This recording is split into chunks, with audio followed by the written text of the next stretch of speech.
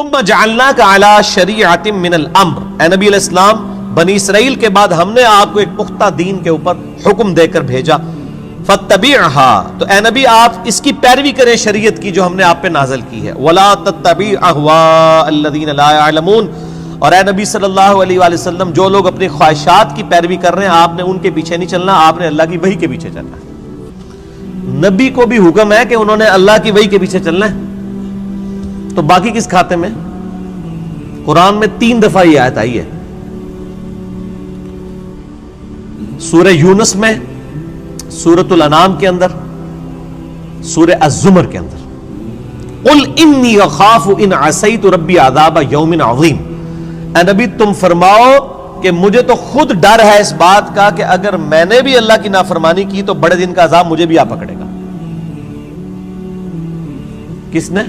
نبی صلی اللہ علیہ وسلم۔ یہ باتیں اس لیے کہلوائی گئی، حالانکہ نبی علیہ السلام تو اللہ کے محبوب ہیں، صرف اس لیے کہلوائی گئی کہ تاکہ بعد میں کوئی بندہ تکبر کے ساتھ معاملات کو کلیم نہ کرنا شروع کر دے کہ جی یہ بزرگوں تو نماز کی ضرورت ہی نہیں، اللہ تک پہنچ چکے نا۔ لوگ کہتے ہیں نا، کہتے ہیں جی نماز تو اللہ تک پہنچنے کے لیے چاہیے، تو جو اللہ تک پہنچ چکے ہیں انہوں نمازہ معاف نہیں۔ یہ اس لیے یہ باتیں بتائی گئی تاکہ کوئی تکبر کا جملہ نہ بولے، ڈرتا رہے۔ میں نے کئی دفعہ عرض کیا کہ آپ دیکھیں شیخ عبد القادر جیلانی رحمہ اللہ کی طرف کتنا بڑا جھوٹ منسوب کیا گیا، وہ قصیدہ غوثیہ ایک، جس کے اندر لکھا ہے تمام اولیاء کی گردن پہ میرا پاؤں ہے۔ سر یہ جو جملہ ہے نا کہ تمام اولیاء کی گردن پہ میرا پاؤں ہے، یہ کوئی مسلمان نہیں بول سکتا، ولی تو چھوڑ دیں، یہ شیخ عبد القادر جیلانی پہ جھوٹ باندھا گیا، انہوں نے نہیں کہیں کہا یہ قصیدہ غوثیہ ہے ہی جھوٹ ہے، انہوں نے نہیں لکھا۔ اللہ کا نیک بندہ تو ہر وقت ڈرتا رہتا ہے، وہ یہ فرعونی الفاظ یہ تو فرعون بولے گا کہ میرا لوگوں کے گردن پہ پاؤں ہے۔ کیا حضرت ابوبکر صدیق نے کہیں بولا یہ کہ تمام صحابہ کی گردن پہ میرا پاؤں ہے؟ صحابہ کے سردار کون ہے؟ ابوبکر صدیق۔ یہ کہتے ہیں عبد القادر جیلانی اولیاء اللہ کے سردار ہیں۔ اگر وہ سردار ہیں تو اس قسم کا فرعونی جملہ بولیں گے کہ اولیاء کی گردن پہ میرا پاؤں ہے؟ استغفر اللہ۔ یہ جملہ بولتے ہی بندہ اپنے ایمان کی فکر کرے، یہ سب کا سب فراڈ ہے، یہ ہے ہی جھوٹ ہے، انہوں نے نہیں بولا۔ انہوں نے جو کچھ بولا ہے وہ میں آپ کو بتاتا ہوں۔ ان کو کسی نے آ کے بتایا کہ عبد القادر عید کا چاند نظر آ گیا، انہوں نے کہا میری عید تو اس دن ہوگی جس دن میں اپنا ایمان بچا کے قبر میں اتر جاؤں۔ سر جو اللہ کا ولی ہوتا ہے اس کو اپنی فکر لگی رہتی ہے، وہ اتنا اکڑ خون نہیں ہوتا کہ لوگوں کو کہتا پھرتا ہے، یہ سب جھوٹ ہے۔ اور جو انسان اپنا پیشاب نہیں روک سکتا کوئی جملہ بول سکتا ہے کہ تمام اولیاء کی گردن میں میرا پاؤں ہے؟ دنیا کا کوئی ولی، کوئی بزرگ اپنا پیشاب روک سکتا ہے؟ Not at all. اگر کوئی ہے تو آئیں، لائیں، ہمارے سامنے پیش کریں، پیشاب روک کے بتائے کوئی۔ انسان تو اتنا کسپرسی کیا حالت ہے۔ اسی لیے دیکھیں کہ آپ لوگ جب بیمار ہوتے ہیں آپ کو اٹھا کے ان کے پاس لے جاتے ہیں، اور یہ لوگ بیمار ہوتے ہیں تو یہ شفا انٹرنیشنل میں علاج کرا رہے ہوتے ہیں۔ آپ کے جب پیر صاحب بیمار ہوتے ہیں ان کو اسپتال نہ لے کے جایا کرو، ان کو بھی پھر کسی مزار پہ ہی لے جایا کرو نا، نہیں لے کے جاتے۔ یہ آپ کو انہوں نے چکر چلائے ہوئے ہیں سارے، ان کو پتہ کچھ نہیں ہونا۔ میں تو جتنے بڑے بڑے ادھر دیکھتا ہوں نا، سب کے آپریشن ہاسپٹلز میں ہو رہے ہوتے ہیں، اور عام ہاسپٹل میں نہیں، آغا خان ہاسپٹل میں، شفا انٹرنیشنل میں، جدھر ہم لوگ تو ایک دن کی فیس نہیں دے سکتے۔ تو سر یہ تو بزرگ ہے نا، یہ کیوں اسپتالوں میں علاج کراتے ہیں؟ یہ تو لوگوں کو پھوکے مار کے صحیح کر رہے ہوتے ہیں۔ اپنے آپ کو بھی ٹھیک کریں، اپنا پیشاب بند ہوتا ہے، اپنے گردے خراب ہوتے ہیں تو ٹھیک کریں نا، پھوک مار کے۔ ڈاکٹروں کے پاس کیوں جاتے ہیں؟ پھر تو اس کا مطلب یہ کہ ڈاکٹر ان سے بڑے بزرگ ہیں نا، جو بزرگوں کو بھی ٹھیک کر رہے ہیں۔ ٹھیک ہو گیا؟ وہ سب اللہ کے بندوں گیم چلائی ہوئی ہے۔ اللہ سے مانگے، اسباب اختیار کریں۔ دوائی کرنا سنت ہے اور دوائی پہ یقین نہ رکھنا فرض ہے۔ اسباب آپ نے اختیار کرنے ہیں۔ پانی کے بغیر پیاس نہیں بجھے گی، یہ سبب ہے، لیکن پانی پینے کے بعد بھی کوئی گارنٹی نہیں کسی کی پیاس بجھ جائے۔ گنہگار بندے کی موت کا وقت قریب آتا ہے نا، تو روایتوں میں آتا ہے کہ اسے اگر سمندروں کا پانی بھی پلا دیا جائے نا، اس کی پیاس نہیں بجھے گی۔ جب اللہ ہی نے پیاس نہیں بجھنے دینی تو سبب یہی اختیار کریں گے، لیکن نظر مسبب الاسباب پہ۔ اللہ اکبر. انہم لن یغنوا عنک من اللہ شیئا, یہ لوگ اللہ کے مقابلے پر اے نبی علیہ السلام آپ کو کچھ فائدہ نہیں پہنچا سکتے. وَإِنَّ الظَّالِمِينَ بَعْضُهُمْ أَوْلِيَاءُ بَعْضٍ, اور ظالم لوگ بعض کے دوست ہیں. وَاللَّهُ وَلِيُّ الْمُتَّقِينَ, جبکہ اللہ جو ہے وہ پرہیزگاروں کا دوست ہے. جس طرح کافر ایک دوسرے کو سپورٹ کرتے ہیں, اللہ تعالیٰ بھی اپنے بندوں کو سپورٹ کرتا ہے. لیکن وہ اللہ کا بندہ بنے, فرعون نہ بنے. اللہ کا بندہ کون ہوتا ہے؟ جو لوگوں کو اللہ کے ساتھ جوڑتا ہے, جو اپنے ساتھ جوڑے, اپنی عبادت کروائے, اپنے سامنے جھکوائے, اپنے پاؤں چموائے. وہ تو اپنی عزت کروا رہا ہے.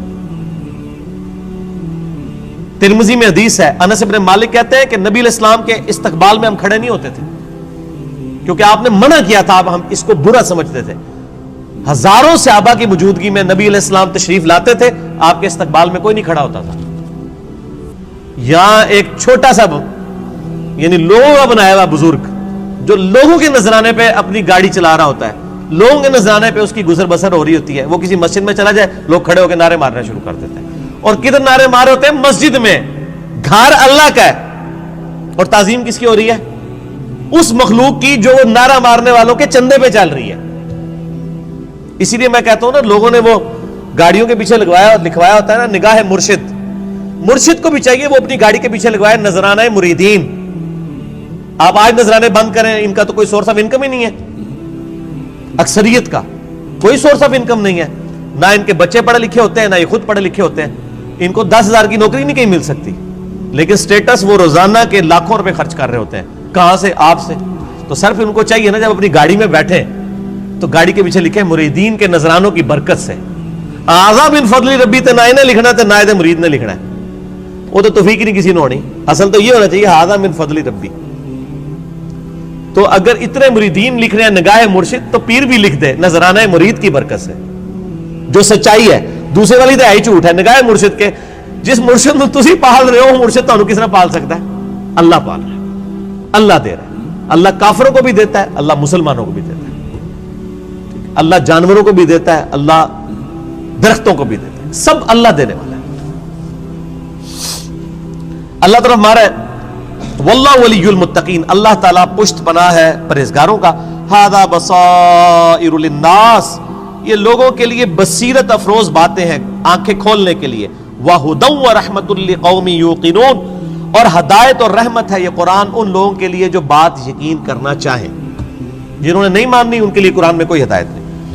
ام حسب الذین اجترحوا السیئات ان نجعلهم كالذین آمنوا وعملوا الصالحات سواء محیاہم ومماتہم, کیا وہ لوگ جو برائیوں کا ارتکاب کرتے ہیں, کیا ہم ان کو ویسا ہی بنا دیں گے کہ جو ایمان لائیں اور نیک اعمال کریں, کہ یکساں ہو جائے دونوں کا جینا اور مرنا؟ نہیں. دنیا میں بھی بادشاہ جو ہوتے ہیں وہ اپنے تابع فرمان بندوں کو نوازتے ہیں, دشمنوں کو سزا دیتے ہیں. تو اللہ تعالیٰ ماتا ہے جو میرے ماننے والے ہیں وہ, اور جو میرے نہ ماننے والے ہیں میرے نافرمان, ان کو میں برابر کر دوں گا. ان کی زندگی اور موت برابر ہوگی؟ نہیں. زندگی ہو سکتا ہے کافر کی بہتر ہو, لیکن مرنے کے بعد ایمان والے اور نیک عمل کرنے والے کے لیے آخرت میں اللہ کا انعام ہے. ساء ما یحکمون, کتنا برا حکم تم لگا رہے ہو اگر تمہارے دماغ میں کہیں یہ بات ہے کہ یہ لوگ برابر ہو سکتے ہیں. وخلق اللہ السماوات والارض بالحق, اور اللہ نے آسمان اور زمین کو پرپس فل پیدا کیا ہے. ولتجزا کل نفس بما کسبت, تاکہ بدلہ دیا جائے ہر جان کو جو اس نے کمایا. وہم لا یظلمون, اور کسی پہ ظلم نہیں ہوگا.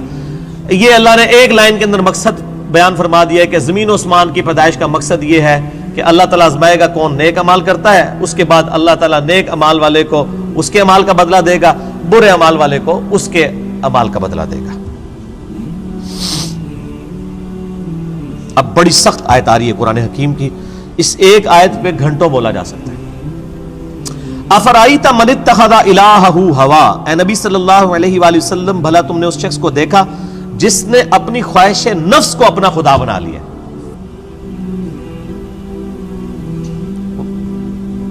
وَأَضَلَّهُ اللَّهُ عَلَىٰ عِلْمٍ, اور اللہ نے اس کے علم کے باوجود اسے گمراہ کر دیا.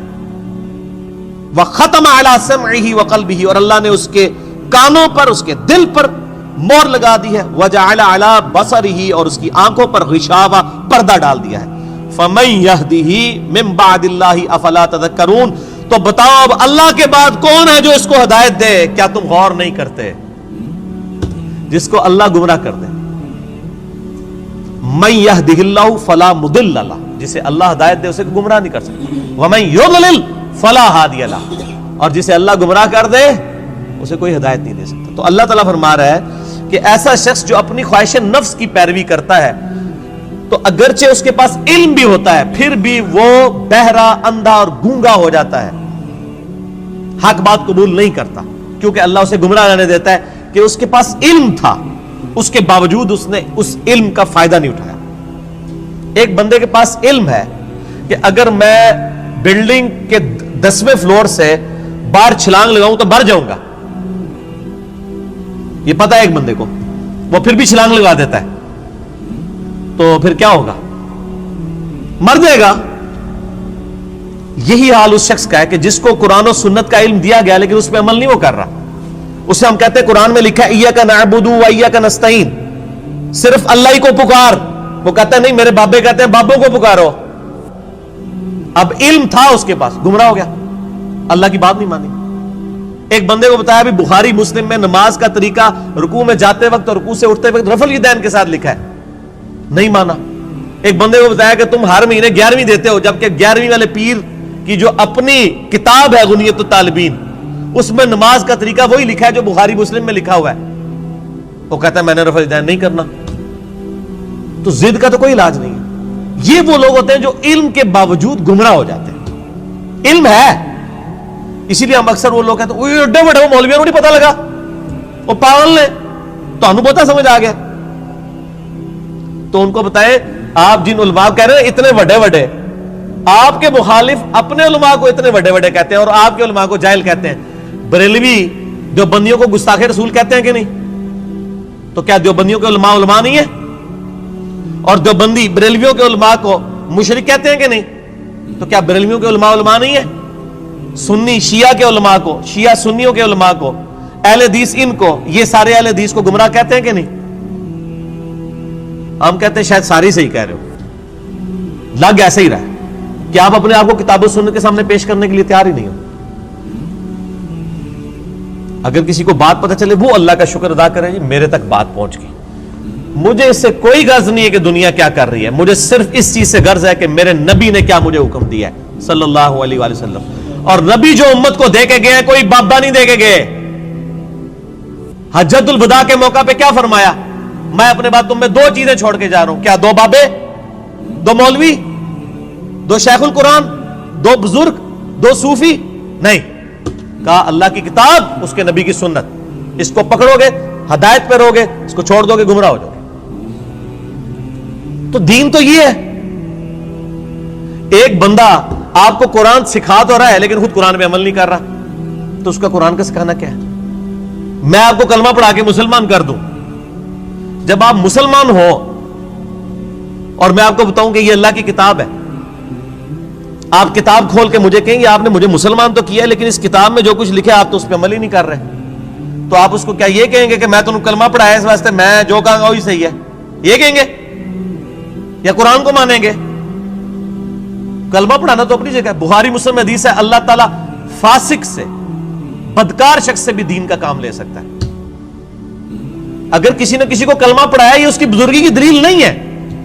اگر کوئی کہتا ہے آج ڈاکٹر ذاکر نائک نے ہزاروں لوگوں کو کلمہ پڑھایا ہے، بریلوی دیوبندی اس کو بزرگ کیوں نہیں مان لیتے؟ پھر تسی بھی جھوٹ مارنے بند کر دو، 90 لاکھ نو کلمہ پڑھایا ہے، ادو تو 90 لاکھ بادی کوئی نہیں سی۔ اگر آپ نے کلمہ پڑھانے کو کسی کی بزرگی ماننا ہے تو ڈاکٹر ذاکر نائک نے ہزاروں لوگوں کو کلمہ پڑھایا ہے نا، تو کیا بریلوی دیوبندی اور شیعہ مان لیں گے اسے بزرگ؟ تو سر بریلوی دیوبندی اگر اپنے بابوں کو کہتے ہیں اتنوں کو کلمہ پڑھایا تو تسی بھی اپنے بوجھے چ رکھو، پھر وہ کہنے کہ نہیں جی کلمہ پڑھانے نال کیا ہوتا ہے تے وہ بد عقیدہ ہے نا، تو سر تسی بھی تواڈے کلمہ پڑھانے نال کیا ہوتا ہے، تواڈے بھی اگر بد عقیدہ نے تو کوئی فرق نہیں پڑتا۔ فرق کس سے پڑتا ہے؟ قرآن و سنت سے۔ اللہ کے نبی کے قدموں تک پہنچو، کسی بابے کے قدموں تک نہیں۔ اس لیے فرمایا تم میں 2 چیزیں چھوڑ کے جا رہا ہوں، اللہ کی کتاب، اس کے نبی کی سنت، قیامت تک کے لیے 2 چیزیں، جو اس پہ عمل کرے گا ہمارے سر کا تاج ہے، اور جو عمل نہیں کرتا گستاخ رسول ہے. اصل میں گستاخ وہ ہے. ٹھیک ہوگا جی، آگے چلو. اللہ تعالیٰ فرماتا ہے وَقَالُوا مَا هِيَ إِلَّا حَيَاتُنَا الدُّنْيَا، اور یہ لوگ تو کافر کہتے ہیں کہ بس دنیا کی زندگی ہے، نموت وَنَحْيَا، ہم اسی میں مرتے ہیں اور جیتے ہیں، وَمَا يُهْلِكُنَا إِلَّا الدَّهْرُ، اور ہمیں جو ہلاک کرتا ہے نا وہ زمانے کی گردش کرتی ہے، یعنی جب ٹائم پورا ہوتا ہے تو ہم مر جاتے ہیں. کوئی یہ زندگی موت کا نظام کسی خدا نے کنٹرول نہیں کیا ہوا، نہ قیامت قائم ہونی ہے، نعوذ باللہ. وَمَا لَهُمْ بِذَلِكَ مِنْ عِلْمٍ، حالانکہ ان کے پاس علم کی رتی بھی نہیں ہے. اگر ان کے پاس علم ہوتا تو ان کو پتا چلتا یہ نظام کسی کے بنانے سے بنایا گیا ہے. اِنْهُمْ إِلَّا يَظُنُّونَ، بس یہ اٹکل پچو چلا رہے ہیں. وَإِذَا تُتْلَى عَلَيْهِمْ آيَاتُنَا، جب ان پہ ہماری آیات پڑھی جاتی ہیں، بینات، روشن آیات، مَا كَانَ حُجَّتُهُمْ، تو یہ کوئی اور حجت نہیں کرتے سوائے ایک حجت کے، إِلَّا أَنْ قَالُوا ائْتُوا بِآبَائِنَا إِن كُنتُمْ صَادِقِينَ، یہ کہتے ہیں اگر تم سچے ہو تو ہمارے مرے ہوئے باپ دادا کو زندہ کر کے لے آؤ. ہمارے باپ دادا قبروں سے نکل کے یہ بات ہمیں کہیں کہ نبی اللہ کا نبی ہے، تب مانیں گے، قرآن کو ہم نے نہیں ماننا.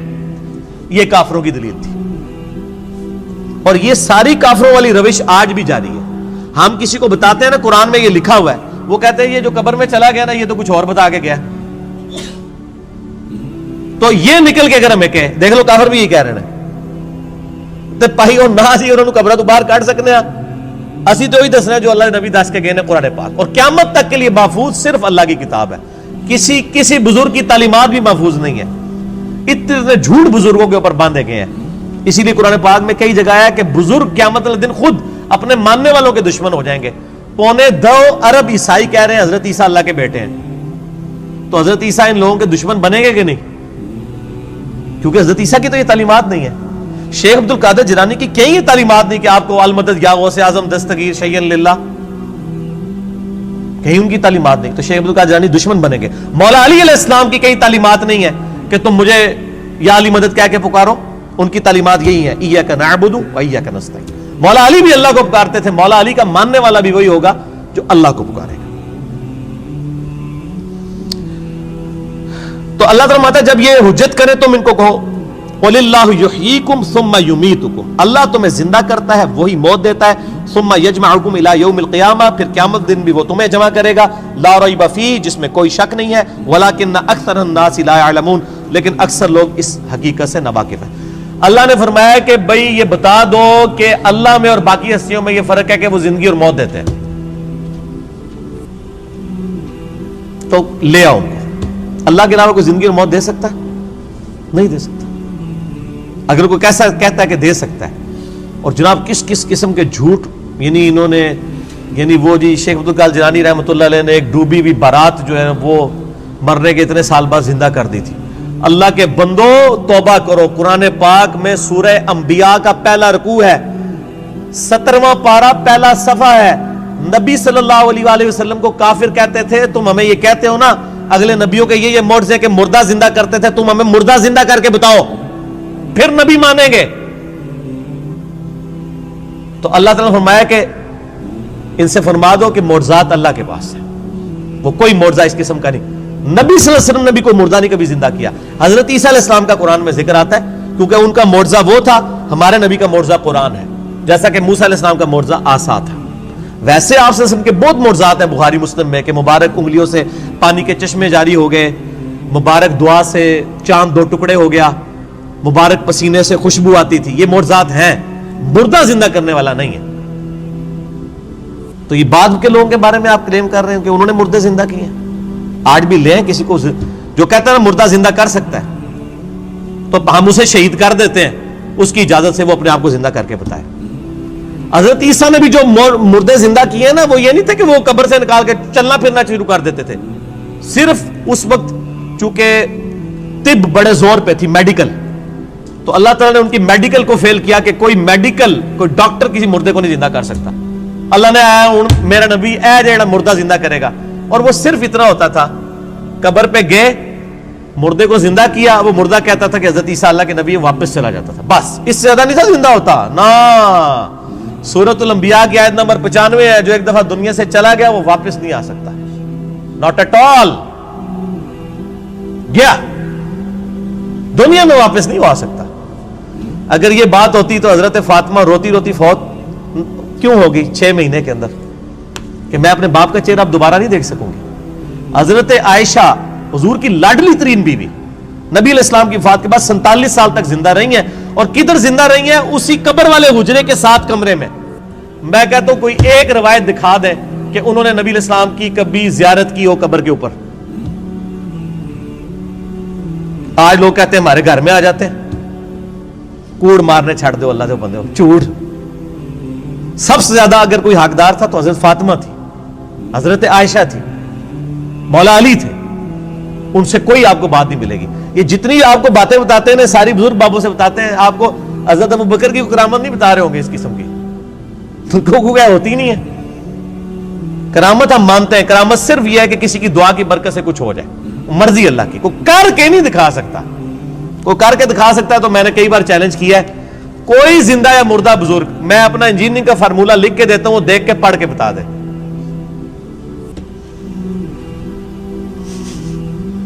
وہ جن کو چیلنج دے رہے ہوتے ہیں وہ کہتے ہیں نہیں یار نہیں پڑھ سکتے ہو. اللہ تو پڑھ سکتا ہے نا, میں اگر کوئی فارمولہ لکھوں اللہ تو پڑھ سکتا ہے نا. اگر آپ مانتے ہیں کہ اللہ ان کو پڑھاتا ہے, اللہ ان کو سب کچھ اللہ دیتا ہے, تو پڑھن نہ پھر. اور میں تو اس سے بڑی بات کرتا ہوں, ان کی آپ نمازیں سنیں, یہ نماز بھی صحیح نہیں پڑھتے ہوتے. میں نے کئی لوگوں کی نمازیں سنی ہیں, نماز غلط پڑھ رہے ہوتے ہیں. ایو النبیوں کو میں نے بتایا نا, ادھر ایک بہت بڑے پیر صاحب تھے جیل میں نام نہیں لیتا. ایک دن میں نے ان کی نماز سنی, ہم وہ بھی شغل ملے میں بیٹھ گئے نماز سنانے کے لیے. نماز میں پڑھ رہے السلام علیکم حیو النبیو, مرید ہزاروں ہے جن کو انہوں نے جنت میں لے کے جانا ہے. نماز حیو النبیو 25-30 بندوں کی موجودگی میں. اور بھی بڑی غلطی تھی, یہ موٹی سی مجھے یاد رہ گئی. میں کہ یہ کیا پڑھ رہے ہیں, وہ بچپن سے نماز یاد کی تھی اسی طرح چل رہی تھی. باقی عین ہاں تو ہے ہی کوئی نہیں تھا نا, وہ تو چھڈ ہی دو, وہ تو میں گل ہی نہیں کہ میں زبر زیر کی غلطیاں. حیو النبیو. اور یہ وہ ہیں جو کہہ رہے ہیں اسی جناب تہاڈا بیڑا تار دینا. نماز نہیں آتی, دعوے. میرے پاس کئی لوگ آتے ہیں نہیں وہ ہمارے سلسلے میں بیعت ہو جائیں. میں نے کہا آپ کا پیر مجھے صرف یہ 17 اذکار جو فرض نماز کے بعد کے ہیں نا وہ مجھے زبانی سنا دے, میں بیعت ہو جاؤں گا. آج تک دنیا کا کوئی پیر سامنے نہیں آیا. 17 اذکار ہے فرض نماز کے بعد. لوگوں کتنے آتے ہیں, 4 یا 5. آیت الکرسی, تسبیح فاطمہ, اللہ اکبر, استغفر اللہ, اللہ منت سلام. تو گنتی مک جانی ہے 5 تو بعد. اے 17 اذکار لکھے ہوئے گرین کارڈ پہ جو نبی صلی اللہ علیہ وسلم کرتے تھے, دنیا کے کسی پیر کو نہیں آتے ہیں. وہ 24 اذکار بلو کارڈ پہ لکھے ہوئے ہیں جو صبح و شام کے اذکار ہیں نبی علیہ السلام کے. کتنی کتنی مشکل دعائیں ہیں بخاری مسلم میں, کسی پیر کو نہیں آتی ہیں. میں اس سے بڑا چیلنج کہتا ہوں, یہ دیکھ کے پڑھ کے بتا دیں. یہ اتنی مشکل عربی ہے کہ جس نے پہلی دفعہ پڑھی ہو وہ اس کو ایک دفعہ پڑھ کے صحیح پڑھ ہی نہیں سکتا. ابھی تک تو سارے فیل ہوئے ہیں. تو پھر یہ کہنا کہ ہم لوگوں کو نبی علیہ السلام تک پہنچاتے ہیں, تسی آپ تک پہنچے کوئی نہیں ہوئے ہو. اللہ دے بندے ہو, نبی علیہ السلام تک وہ پہنچا ہوا ہے جو نبی علیہ السلام کے طریقے پہ ہے, جو آپ نے فرمایا, جو آپ نے وظیفے بتائے ہیں. باقی تو آپ کے خود ساختہ چیزیں ہیں, وہ جس طرح ہندوؤں کے ماننے والے اپنے کو کرتے ہیں, آپ کے ماننے والے آپ کو سکھا رہے ہیں. نبی علیہ السلام کے ساتھ کوئی تعلق نہیں ہے. نبی صلی اللہ علیہ وسلم جو کچھ دے کے گئے وہ یہ موجود ہے اس میں, وہ اس قرآن کے اندر ہے. باقی سب کچھ آپ کے بابوں نے آپ کو دیا ہے, اس کا دین سے کوئی تعلق نہیں. ٹھیک ہو گیا جی. اور ویسے بابوں کے اوپر کوئی ناراض بھی نہیں ہونا چاہیے, کیونکہ سارے ایک دوسرے کے بابوں کو نہیں مانتے. جب سارے ایک دوسرے کو نہیں مان رہے ہیں تو ہم کہہ رہے ہیں سارے ٹھیک کہہ رہے ہو, کسی کے بھی نہ مانو, ایک بندے کو اپنا امام بناؤ. امام اعظم محمد رسول اللہ صلی اللہ علیہ وآلہ وسلم صلاۃ تسلیما کثیرا کثیرا. ٹھیک ہو گیا.